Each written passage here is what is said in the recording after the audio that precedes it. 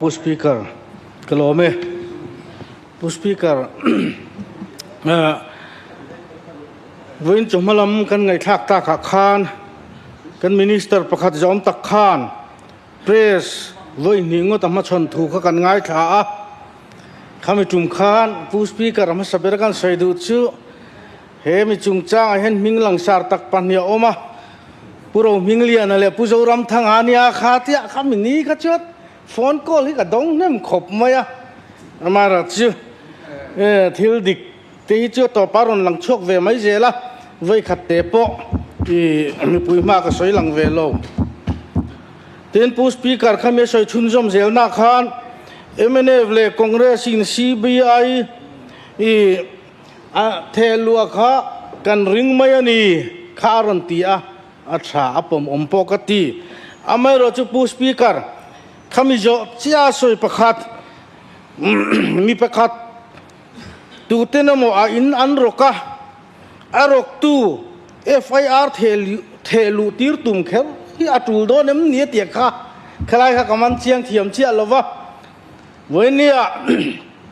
สุรการละมันชัวเองติงZPM สุรการละมัน FIR เทลูตีร์กันแล้วตุมเข้มรกตัวอันนี้ง่ายด้วยเวมนี่กันเทียนี่จูผู้สปีกเกอร์ใครข้ากำมันเทียมเชียเราเดี๋ยวว่าที่นั่นโดดเลี้ยตัวจนผู้สปีกเกอร์อารามเลยคมตูผู้รงมิงเลียนะอากาวนะไวเบลเชสมสรีเวลค่ะเฮสุรการเฮียนไว้นี่ทุนะมังนี่ไม่รู้จูผู้เฮนรีอารามในตู้นิโลอากาวนะขันเจงไวเบลเชสจวงเขาไว้ขัดทุนะอันทุนลุดให้ลอยเสียไอ้เงาปนิโรเซอาชาละไงเจลตาอีละไม่รู้จูเงติงอารามในตู้ปนิสีโลอากาวนะเฮียนสุรการเฮียนขัดจัดปุยสัตหุ่นไทยตีไล่เฮียนตีไล่ฮีมีปุยโจนันนินกษียรำปนในเว็บสีโลวะงั้นติงสุรการอินทุน private อินทุนจุนี่เสียทุดังผู้เห็นเรียกขลังปุยอมก็ติขบไม่ไม่รู้จุข้าสุรการทุนตัวไอ้รถจวนทิลดิกลอติหุลวัลนี่กษียทีนั้นโดดเลี้ยจนผู้สปีกเกอร์เบียกอินมุนตูร์เตทานมัวตูร์เตทิลดังโฮลมุนตูร์เตพออันยังLSCกันเลยทีนะไม่รู้จุเบียกอินมุนตูร์กันหันเลยLSCกันหันเลยอะข้าเบียกอินมิงกันด่าโดนชวน LSC ข้าอมเริงไทยเราเล่นลิสันยังไง NGO อังปอนี่เสละจุดด่านอมสักกันมันไล่เรื่องนี้จุดyang layak outright purchase apulungin sal tilai hicu adigin ka thelo pu speaker het yang zonga inpu hicu kan dana omvek sia apulinga khal tum ti ang zong kha chuan ke chu thil thei ni in ka thelo wa arwala mi pui bum chup tum na ang ka ti chu wang chuan het yang trong kam hi chu kan man lo te po hi a tha in ka ring tina dot lia pu speaker eng wangin nge leng pui ram khal na sum hi apas nei tu te akaw na thuna ni mai lo le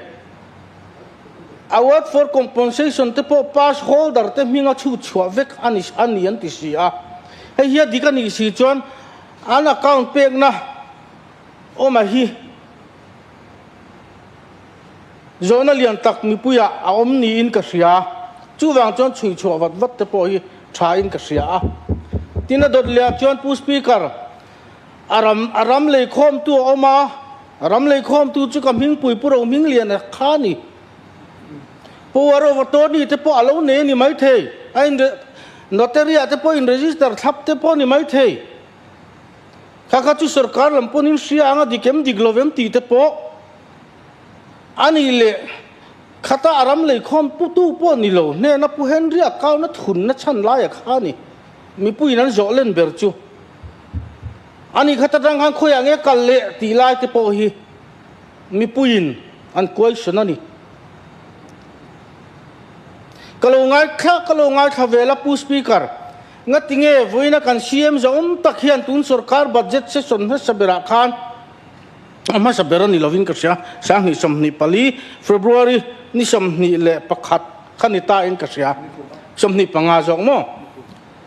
akhan MNF in salan lo tuma kasiat vele kipina bands da that mak ri turti in kati ati sia helai house zom taka hian amero chu pu speaker ngatinge alo kaltak zel mai man mo devin chu chon zona ti tam hle mai tun sarkar hian kha da that na kha alo ti tak tak lo nge a soi chau ti lai te kha min ti boy tu ni ten pu speaker agriculture land ni si beret land ti ni ta mai te kha makati mani lo ka miro pui tak pakhatin party pakhat office heram leina sum hi kan CM hian nuai sang khat zali vela chang ve ti ang hial tho in aron soi chua ka kha kan wangai pui mo lo ve o ti kha ka ril ro chon om fang maya he house soi po dilo mun chen khatan soi ni tlangwal usang ate fake account tia po kan chui chuak zung the ni si chuan enga tinge khalam kha kan re tak chap o te kati tin chumi nu loka interview ka mu le khan khatiang tiat vel sum chung changa unati ti vel ke ka lo sangai mi lova khang te kha khang tiang vel unati lon ti te kha unati lon kha lo chia lo ni ome amaro chu industry tan pui nang chi kha lo ni zo kha ni ome unati lon la anga han in soi lai ri te ka lo sia a chu wang chuan za te po kha miro pui tak pakhatina soi nuai sing khat a vai bel che a som panga vela soi lai khan unati lon khan vai bel che som panga vel bok kha soi lan ania kha mi pui min ti buai tlatani chu wang chuan ani hei chui chuak wat se kan du na chu ti ni lo chuan enge mo tu te na mo adik lo te po kan lo mu dik lo theya adik nge te po kan lo mu dik lo theya kan lo mu dik thei boka chu wang chuan adik chu dikin kal mai sela ten pu speaker china khan kan ngai kha kan lo tha chiang viau lom mai ke ka chiang lo lu tu ka he thil hi vai bel chenga chu tiang kha tiang chuan ziak po om han ti te voice record om ti te a om phei chuan chui chho hi aba han har don lo em khang te kha pu speaker kan ngam tak takani chuan chui chuak lo loila in pu ngai le ne male zo ram mi pui pon kan hrecha ka lo male kha tiang hria te kan omani ngat phei chuan ten pu speaker kuna top le trap to me lai te chau hi kan sei te ang ti nge turangai kan dan man lai right to fair compensation and transparency in land acquisition Rehabilitation and Resettlement Act 2023 ina phut chu dan anga chuan tun sarkar a hian preliminary notification preliminary notification chu me ni som panga sang ni som ni le panga a ti chua ni a pu speaker tui kan in thei si lo buai tha khop mai hela hi china ai hi ti chua ma sak ber ani ome sang ni som ni panga kha tin social impact SIA ti alo ni lo ve thunga hei hi dana phal ani bok si lo hetia han chut zel hian ram sal na hian sarkar aman mo viawani ti ati chiang khop mai chu wang chon pu speaker he man mo viaw na chan tun sarkar kan thon me kina he ne ram sal na tura man mo taka akal na chana hi enge niang o kati a mi pui pon an ti chu wang chon pu speaker chui chua wat a tha in ka ria a chui tur te po khan kha eng mo document te po kha lo om to te po omani mela chiang kong takin helai an soi se ni pon rang takin ti chua thei te po ka be sei de le ka chu wang chon pu speaker he Indian Air Force na Lengpui ram an le dan chung chang dan bo chiat nana satak le corruption om nge nia lang hi Mizoram mi pui du dan le be se ang nge in Central Bureau of Investigation CBI an